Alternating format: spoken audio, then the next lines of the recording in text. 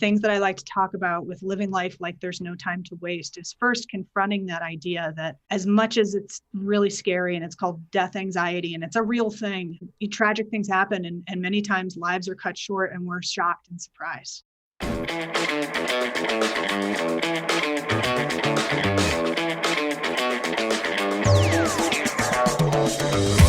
Hello there, it's me, Steve Mellor, and welcome in to GrowthReady, the podcast that allows high performers to reveal the reality behind what it means to ready yourself for growth, the personal and professional challenges along the growth journey, while also allowing the high-performance executive coach in me to satisfy his curiosity toward what drives optimal performance.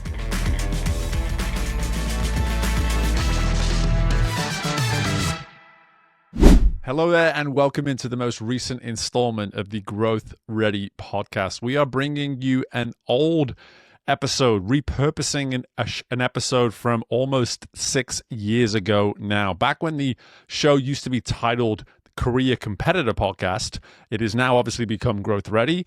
And during the early years, I would actually create series 10 to 12 episodes at a time. And this was part of the third series that I made back in the summer of 2020. We remember during that time, most of us were stuck in our houses during COVID. And I actually did a series called Women Changing the World. The reason why I did it was that my daughter Ella was about a year old at that point, and I was just pro girl, go, go, go when it came to women and seeing women be excellent, and just I couldn't be a bigger cheerleader for just women in general at that time. And what was crazy was that when I put this idea out into the universe, I got inundated with some phenomenal women that wanted to join the show. And there was this one lady in particular. Her name was Alison Hadden, and I have never forgotten the day when I interviewed Alison because of the impact that that one conversation had on my last 6 years almost now of living. Alison actually passed away in January of 2022. And when she joined the show, she had recently discovered that in literally 24 hours before recording, that cancer that she once had assumed had been removed had actually returned. And this time it would be terminal. What's so powerful about this entire conversation is that she never mentions that. Not one time. We went through the entire interview back in that summer of 2020, and it was only when we pressed stop on the recording that she let me know of her recent diagnosis. You're going to hear terminology around what it means to be a career competitor versus growth ready throughout this discussion, but put that to one side and just focus on the content. Focus on what it is Alison brings to this episode and ask yourself, can you relate at all? Because I made it so clear during this interview that I couldn't even relate to the idea of handling such a diagnosis, and then to be able to come on and speak so articulately and so intentionally toward what it was that she was experiencing at that point in her life. As I mentioned, Alison sadly passed away about a year and a half after joining me on the show, but she was busy during that year and a half. She started her own podcast. She got people like Lance Armstrong. She got Matthew McConaughey to come on. Katie Couric came on. People that had either experienced cancer themselves or been very close to those important to them who had gone through stages of cancer in their lifetimes. This is such an important discussion for me. I'm so glad that I've been able to not only go back and find the episode, but have this opportunity to now reshare it at this time in my life, because what's crazy is I'm now of an age that's not too dissimilar than the age that Alison was at the time of her passing. And so I ask that you give this your full attention. I ask that you really hold up a mirror throughout this conversation, asking yourself, are you living your life like there's no time to waste? Because the project that Alison began back then that sadly was discontinued upon her passing is something that I have personally kept in mind on at least a weekly basis since that day that she passed away. I hope you enjoy our conversation. I would love to hear from you in terms of how it impacts you. And in the meantime, while we won't learn what it means to Alison to be growth ready, I think that most of this discussion is going to tell you how she would probably have answered that question were she here to answer it today. I hope you enjoy. It is my absolute pleasure to welcome on Alison Hadden to the show. Alison, how are you today? I'm doing great, Steve. Really excited to be here. I'm glad we got everything working and we're ready to rock and roll. Absolutely, yes. Nobody else will know, but we had an enormous amount of technical difficulties before we started pressing record here. But like I said, it's wonderful to see you. Pleasure to have you on the show. And your ability to be on the show is so unique simply because you reached out to me. You did something that I encourage all my listeners to do, to come up to email me, let me know, hey, I think the stuff you're doing is good. That's always a nice compliment to hear. But then you actually introduced yourself to me, and I had to have you join us on this Women Changing the World series. So I am so thankful that you went and took the time to introduce yourself and contact me. And I'm so excited that it's now led to this interview. Before I talk anymore, I would love for you to introduce yourself in more detail to all of our listeners. Sure. Yeah. And I heard about the podcast after, I think probably 2 weeks ago now, I heard Amy, who was the VP at IDEA, share her story. And I was on a run. I live here in Boulder. I moved here in November, and I was on a run nearby in Mount Sanitas. And I love listening to podcasts when I run, unless I need to do some deep thinking, in which I put on some solid down tempo beats, and I listened to her, and it was just such fantastic content. She was a fantastic guest. I thought you were great, and I realized, oh my gosh, this is custom built for kind of me and my story, and exactly the kind of platform where I'd want to share it, because I've been as I say, a lifelong athlete, an adventurer my whole life, and the kind of interweaving of me as an athlete into the way that I have grown in my career and then later led teams. To me, as I've said, business has been my sport. So when I heard that you had this fantastic podcast where you were trying to combine, right, the sort of athlete mindset, or in many cases, a lifelong athlete like me, and how they've applied that into their professional lives, I was like, I got to talk to this guy. So I did reach out, and I'm glad it's been a great fit. I've been super excited to get to meet you. So yeah. Yes. Yeah. Well, I am, like I said, it's completely mutual. And as far as, you being a great candidate for the show, you just alluded there to being a lifelong athlete. More specifically, though, to you, the career woman, tell us a little bit about your background in that area. Sure. So over the last 20 years, I've really become sort of a sales and marketing generalist in a lot of ways. I started the majority of my first 10 years of my career at a company called Active.com, which then later became the Active Network. It was known at the time for being the first place for anyone that was running a 5K or signing up their kids for Little League. It was really the first place to do online registration for sports and participatory activities. I loved working at Active because it felt like my people, probably our people, right? Where absolutely. I told you when I joined that company, on everybody's cubicle was a wetsuit and a surfboard, because we were in downtown La Jolla, and everyone chose to go for a run at lunch. And it felt like a group of really smart, driven athletes, and it felt like a game, and it felt like a team again. And after college, I was really craving that. I then, after 10 years there, spent 6 years at Glassdoor, which a lot of people know now as the place to find, sort of reviews and ratings on different employers. I started there in sales training and enablement. Knew that despite having no marketing on my resume and no marketing education formally, that marketing was where I really was supposed to be. And I decided to take the job in sales enablement at Glassdoor and prove my worth. And my goal was to move over into marketing as soon as possible. And I did exactly that. And essentially, within a year, moved over into marketing. I was their first B2B marketing hire at Glassdoor. I then was given a ton of responsibility over time to really get to try all different types of things and learn on the job in a hyper-growth environment, which in my experience is a way to get on a really fast track. Sure. It's exhausting and it feels like dog years when you're working for a startup like that. But right. I really earned my marketing chops there at Glassdoor. And the last 2 years, I was tapped to go to a company called Mindbody, which a lot of people know as the software provider for a lot of yoga studios and boutique fitness studios. And then we moved into spa and salon. It's the software that helped those small businesses essentially power everything behind the scenes.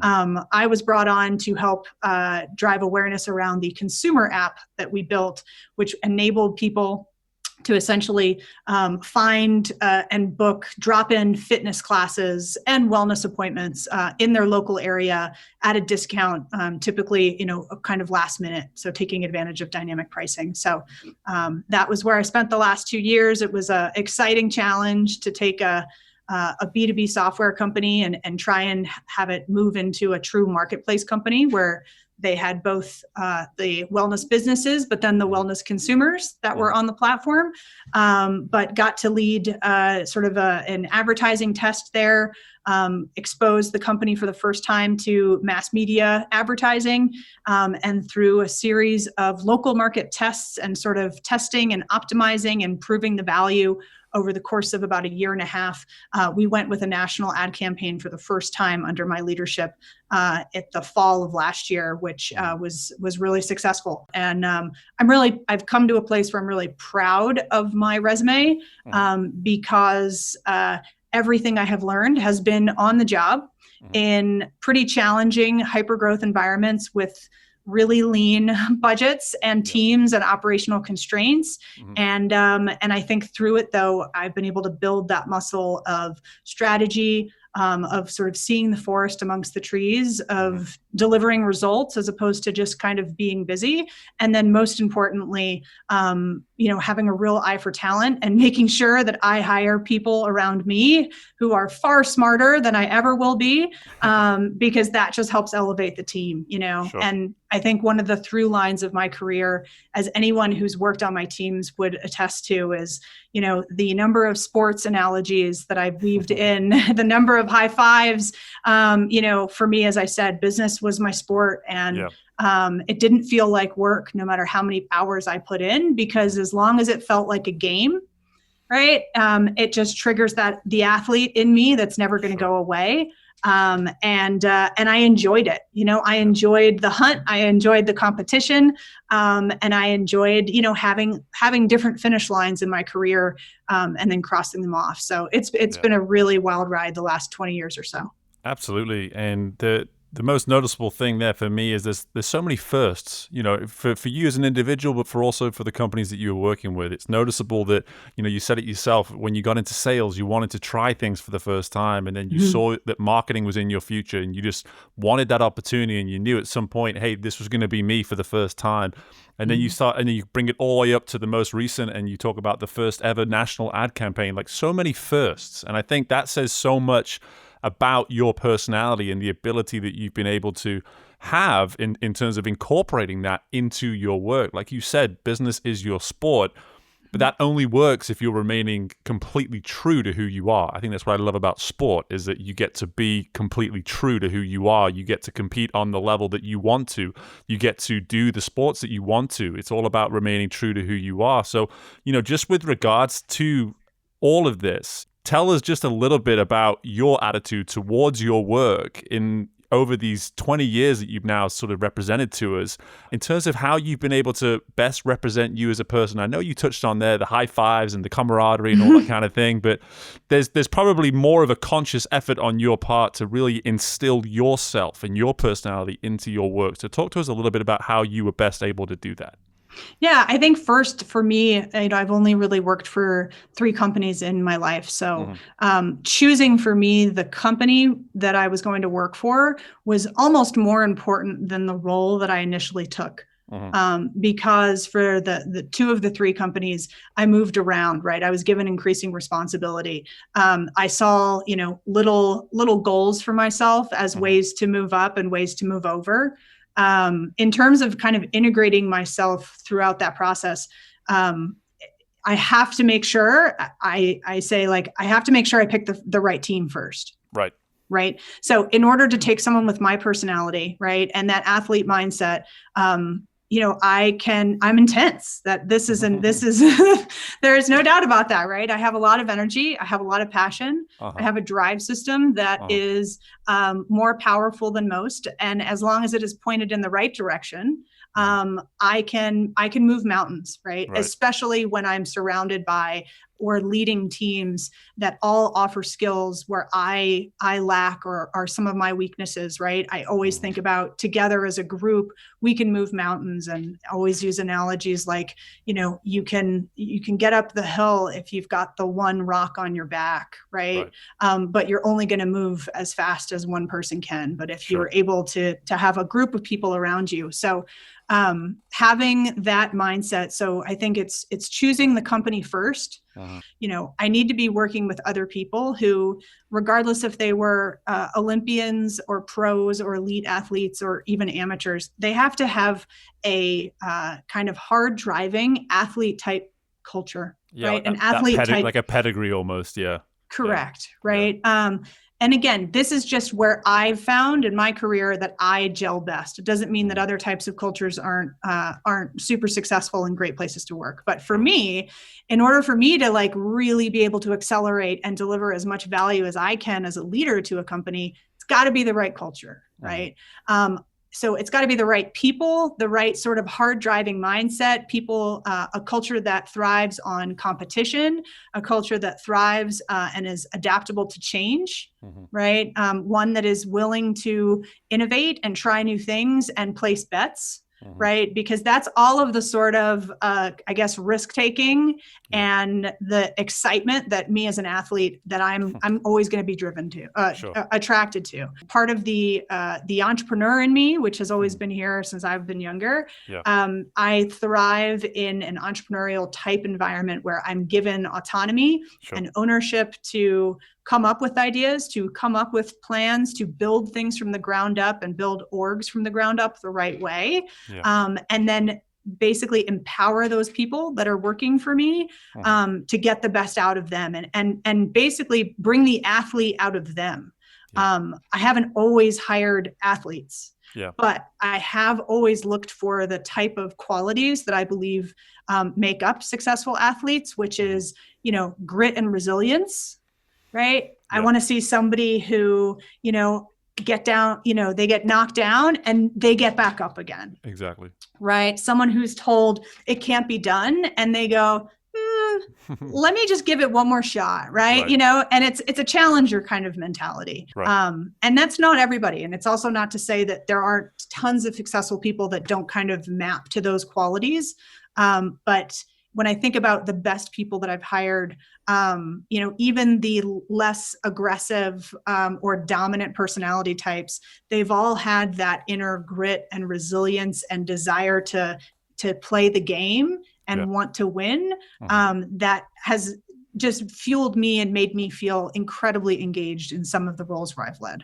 Yeah, that makes a lot of sense. And if you're listening to this and you still haven't figured out why it was that Alison's on this podcast right now, you've not been listening carefully enough.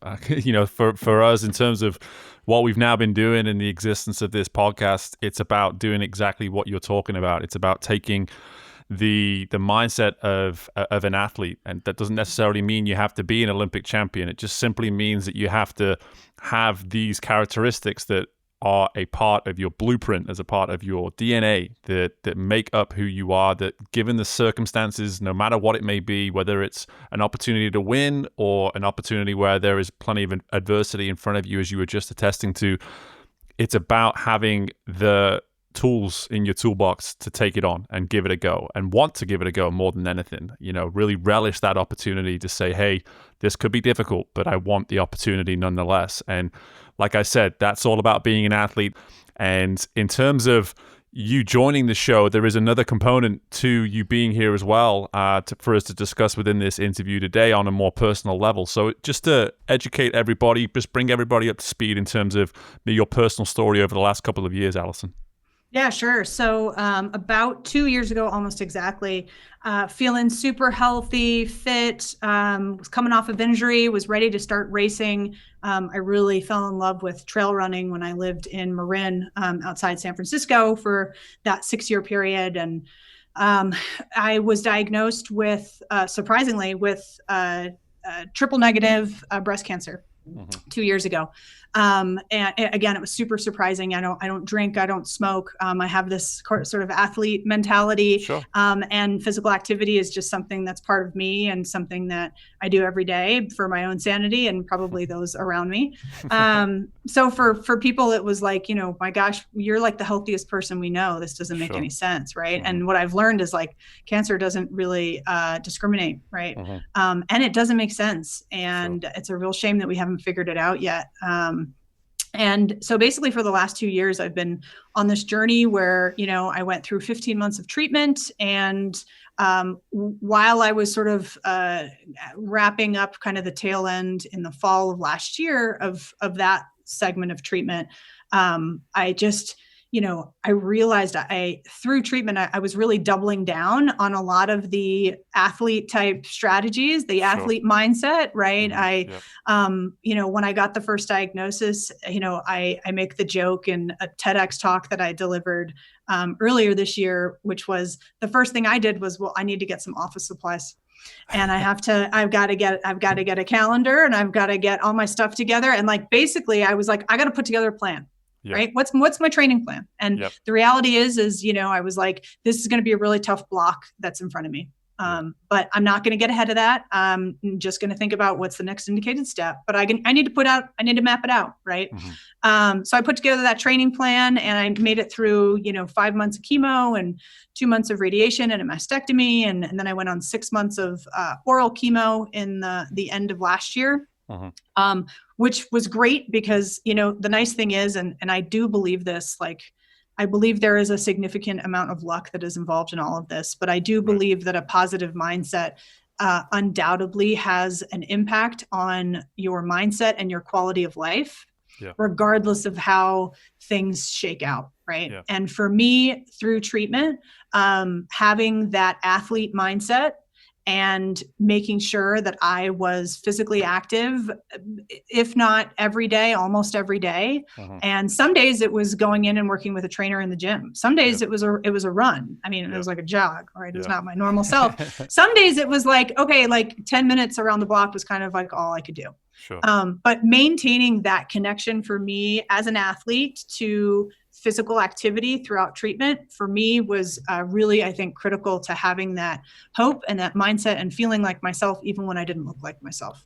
That makes a lot of sense with me because one of the things I stress as a coach, and I know probably hundreds of coaches the world over do the same thing, is they emphasize to their athletes that being at 100% every day is unrealistic to expect. But can you be 100% of what you are that day? And it sounds like you are explaining exactly that, even on the days where you maybe had only the energy to get out of bed and put your workout clothes on and get around the block a couple times, you had that mindset of, I'm still going to do that. And in terms of everything that led up to the point of finding out that you were being diagnosed with cancer and then dealing with the last 18 months to 2 years, can you figure out what it was about the years up to that best prepared you to have this incredible mindset that you've had over these last 2 years? That's a good question. Again, I think just sort of attacking life with all of its ups and downs, right? I've had a very colorful past with many other ups and downs before cancer. I think for me, I have a bias towards action, right? And it's no better, no worse. But for me, staying moving physically helps me navigate things, being up and about. And when people are like, I just don't know how you're doing it. Like you're still working, because I worked full time throughout treatment. And I really thank Mindbody and my previous boss, CMO, Josh Todd, for giving me the freedom and the autonomy to kind of lean in when I needed to and lean out. Working throughout treatment was really important to me because, again, working and having a physical regimen every day were like the touchstones to me. Because when you lose your hair and you lose your eyebrows and you look in the mirror and you feel like you're a sick cancer patient, you're like, you want to hold on to the stuff that reminds you you're still you, right? Of course. So I think, again, having that athlete mindset my whole life, being taught by my parents, to just have that never quit, attitude of just the stick-to-itiveness. And again, like I can be a pistol. I'm not saying that it's always a great quality. Right. As I've gotten older, I've learned how to channel it in the right direction. Yeah. I think it's, even this year, have come across other setbacks with discovering a brain tumor earlier this year, which was a total shock. Had successful brain surgery, recovered from that, and started building again when that happened at the end of April.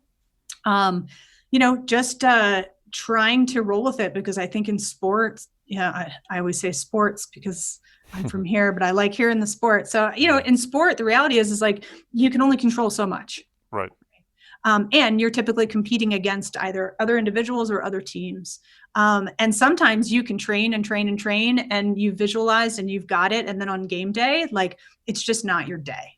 Yeah. Right. Yeah. So I think applying that and just going, I'm going to do whatever I can do that's within my sliver of control in this life or in this situation.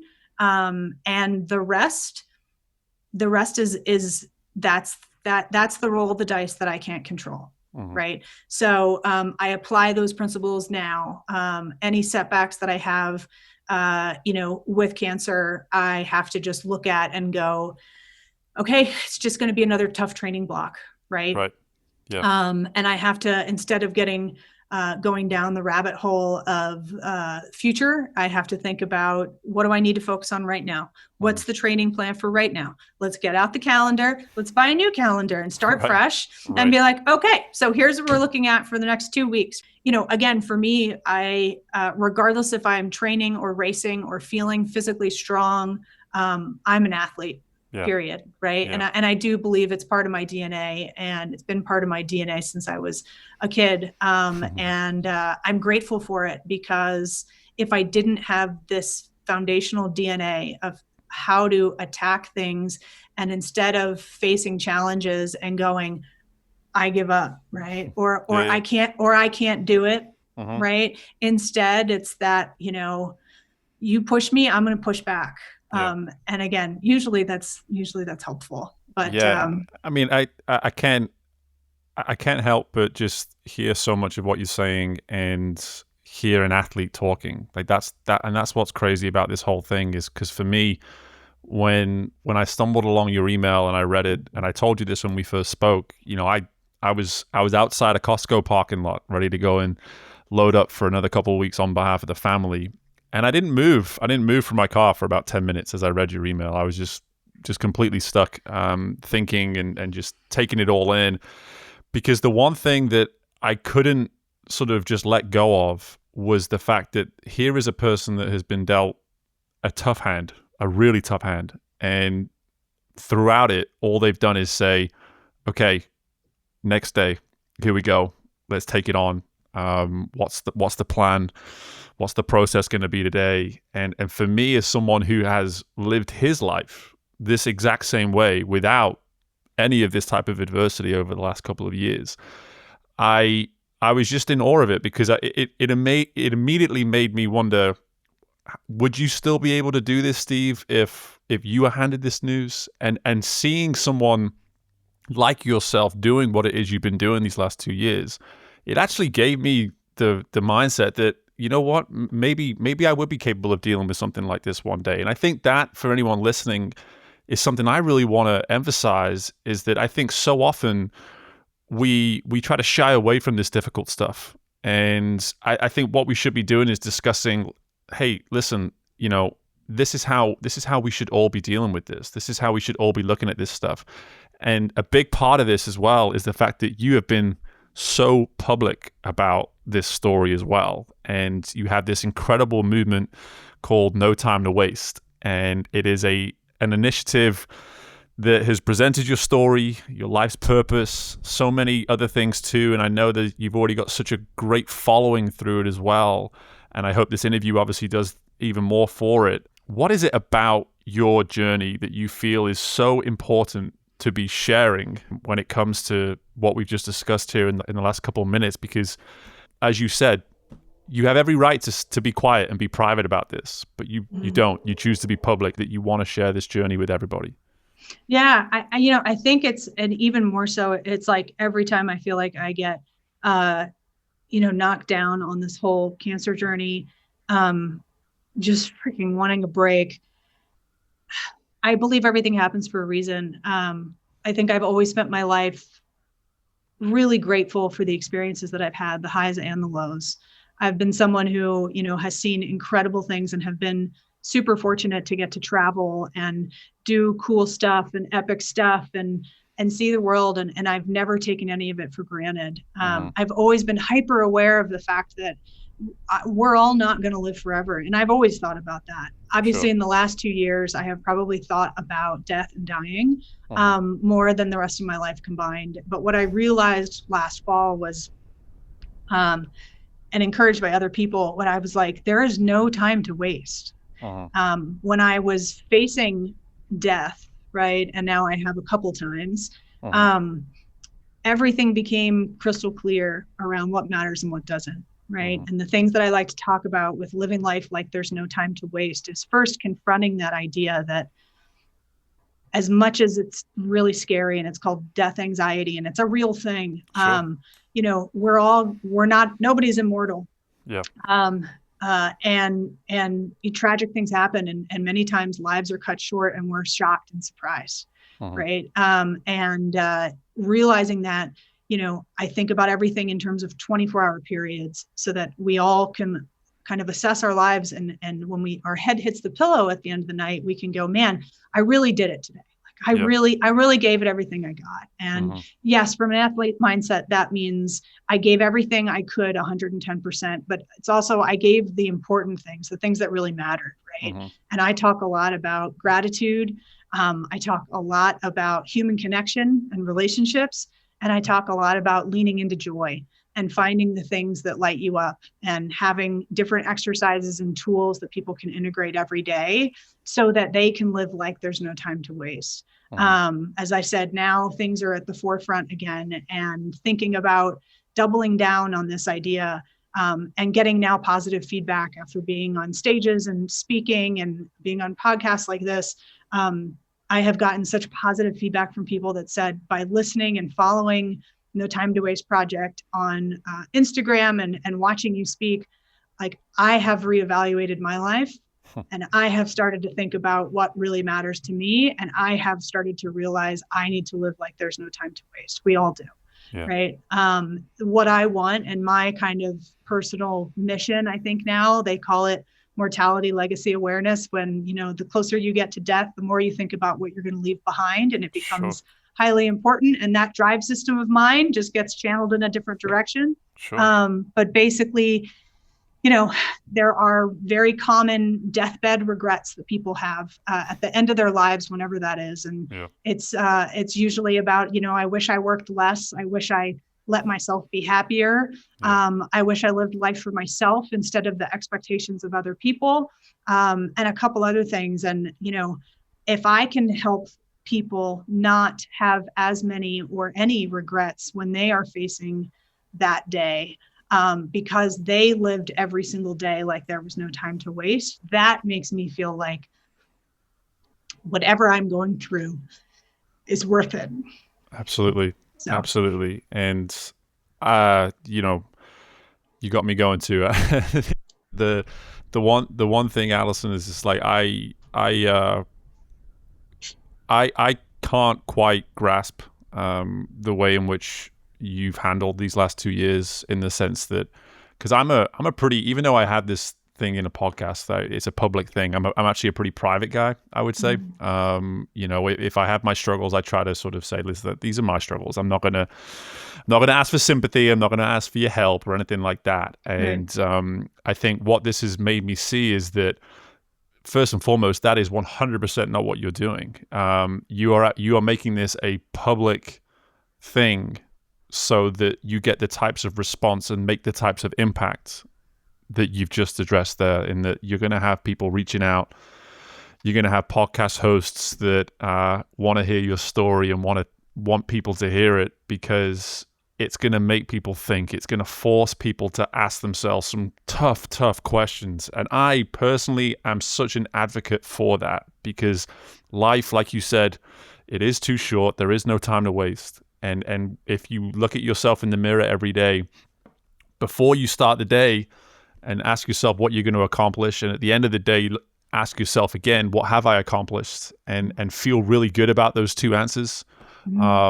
I think there's a lot of joy that you can start to find in life, and as you put it, leading towards joy. And it's just an incredible story. And I think the one thing that I would also just love to add is that,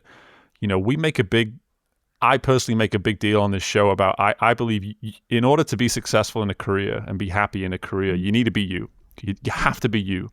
And a big part of that is dealing with who you are outside of that career, outside of that job. And everything that you've told me here, the consistency of who you are is incredible to me. Like the person that you've described as an athlete, the person that you've described in your younger years, in the present, through your career, all these different stages, through what you've gone through the last 2 years, the consistency of that person is something that anyone listening to this should be aspiring towards, because that, for me, that consistency in yourself is what's going to actually make every other component in your life, firstly, enjoyable, because you're going to be really comfortable with who you are. But secondly, the likelihood of you being successful is incredibly improved, because you never have to analyze or worry about what version of yourself is going to be put out there to the universe. And I think I think just listening to you and the consistency in your behavior and your character and your personality is something that I am truly just incredibly in awe of. And I have to give you the opportunity to tell everybody where they can learn more about the No Time to Waste movement and all the great social stuff that you've been doing recently. Sure. And I just want to say two things. One, like any athlete, you mentioned earlier about, you're questioning yourself of whether or not you would rise to the occasion if you were presented with challenge and difficulty. And I guarantee you would, Steve, right? I guarantee everybody has the potential to, right? It's just a matter of if they have the tools and also the support of people around them to have the encouragement to do it. Two, this has been a lifetime of learning about myself and becoming more comfortable with myself over time. I would hope that I've been myself and I've been authentic since I was a kid, but it's come through a lot of work and a lot of therapy. Right. So I am happy that I'm in a place now, where again, I know what matters and what doesn't. And, WYSIWYG, as they say in tech, which is what you see is what you get. Yep. I'm not putting on airs anymore. So yeah, I encourage anybody to follow No Time to Waste Project on Instagram. And feel free to visit my website at notimetowasteproject.com. We also, I'm going to be hosting an Instagram live every Friday, at least for the next couple Fridays. Friday mornings at 8 a.m. Pacific, 11 a.m. Eastern.